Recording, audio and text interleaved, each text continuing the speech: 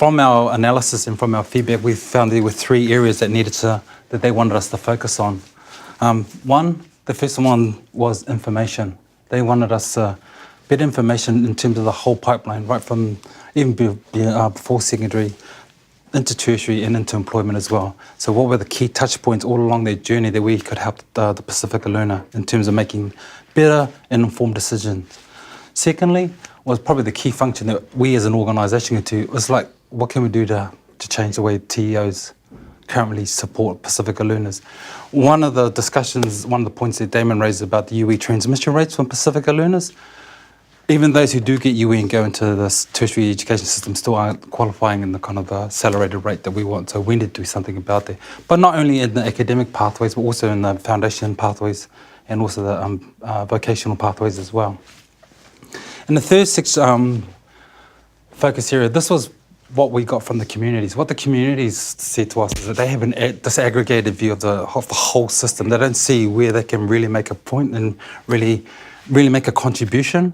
So what we wanted to do was kind of say, the communities have a really key role in driving demand. They can provide all the information so that the Pasifika learner can then start to make those choices in the tertiary education system. So what we want to do there is really help provide some leadership or some guidance for the community to make localised solutions, and they can then use that and then disseminate it within their communities and families.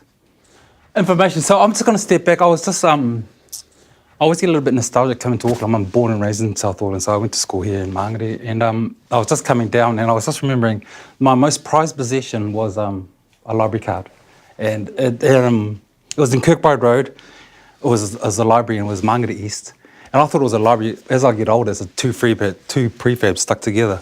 But the thing about that is that it's always rooted in literacy and numeracy, our learning. So I get to sixth form, I have no idea what I want to do. I want to be, my father's trying to push me into banking. And I thought, irony of ironies, I don't want to wear a suit to work. So here I am now, and then I got to seventh form. I still didn't know what to do. So I went the road most travelled to Pasifika learners. I didn't enter into tertiary. So I went into hospitality, and this is where the key thing, but my father didn't know what to tell me. I didn't know what to do. I didn't know where to go. So the key thing was like, how do we get that information to the right people? So in terms of that, it was like, going back to the focus area, who are the right people? What are the right times to be using this information? So in terms of the deliverables, one is community-focused public awareness campaign. This is where I really welcome your feedback, because this is what we want to be doing. How it will be done will be largely driven by what we get from the feedback from yourselves and others as well, because it's in the spirit of like collaboration. What can we get from you that really enriches the insights in what we do? So also with careers, earlier this week, careers transitioned into TEC, so they're going to be another extension of the deliverables we do, where they can have regional focus. So for example, you have Northland and Māori. There's a strong focus there. What are they going to deliver there? South Auckland with Pasifika as well. The next focus area is the work that William's been leading, which is partnered with the AIM High Schools, which is the block of Pasifika schools here in South Auckland, and the key TE providers, including MIT, and looking where the gaps are in terms of information flow and what we can do to develop that. And then the next focus area, deliverable, just an extension of what we talked about, careers, in terms of how we use them to deliver the different information. So the whole point is really getting the learners to assess the options, make the decisions that suits their aspirations, and therefore go to the appropriate TEO. Because at the moment there seems to be there's a university-centric narrative amongst Pacific communities, and we know what happens when they don't complete and they incur a debt. So what we want to do is want to prevent that and get them to take those courses and studies that match what they want to do. The second focus area is that's our core business is investment. So the first deliverable we want is, we've got an investment round coming up. So we want the TEOs with the largest catchment areas, i.e. Auckland, or the largest number of learners, to have organisation-wide operational plans. Now that's going to be part of the investment plan, but we want to see something specific with actions, activities, which will see them increase or improve the rate of participation course completion rates.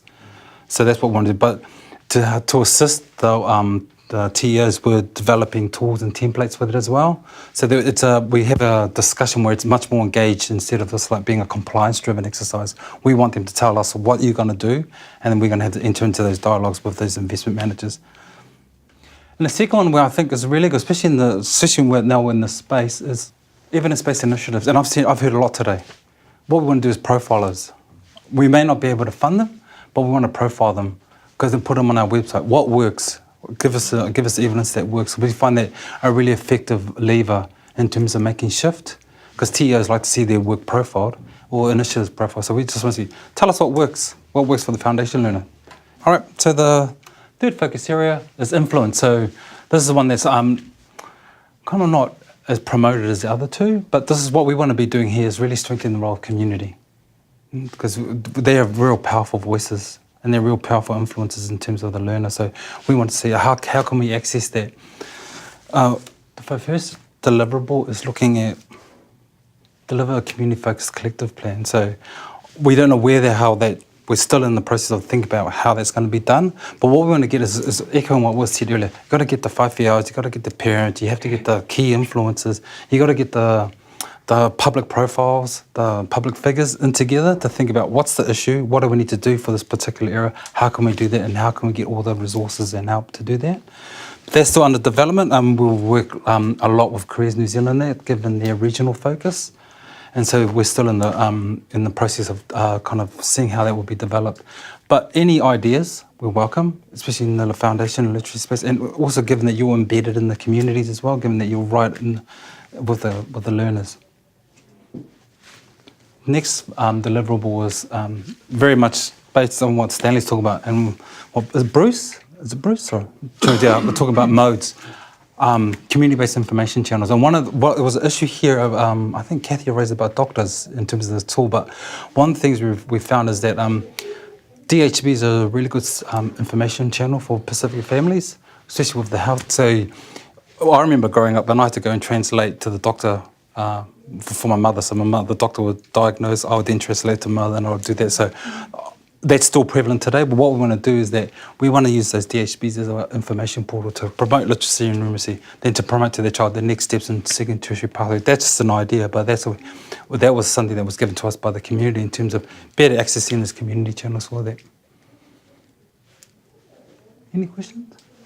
And the last one is, in terms of deliverable, is once again just an extension of information channels, is using the Māori Pasifika trades training on all forms, because at the moment there's a real trades focus on it, and that's fine, but we want to kind of use that to use the community to kind of disseminate other areas in terms of tertiary education as well. So if you had trades, maybe the next step you go into engineering. They're thinking about that in terms of where you want to go. So you want to turn it into an and proposition. You don't want to do this and then not do that, but how can you combine two different skill sets or different qualifications to make much more skilled? Especially with the impending labour market shortages, and Māori Pacific will make up a lot of that, and the ageing population. So the changing demographics is where we need an increase in terms of skilled Māori Pacifica. So this is where we're trying to do in terms of influencing and providing information for that.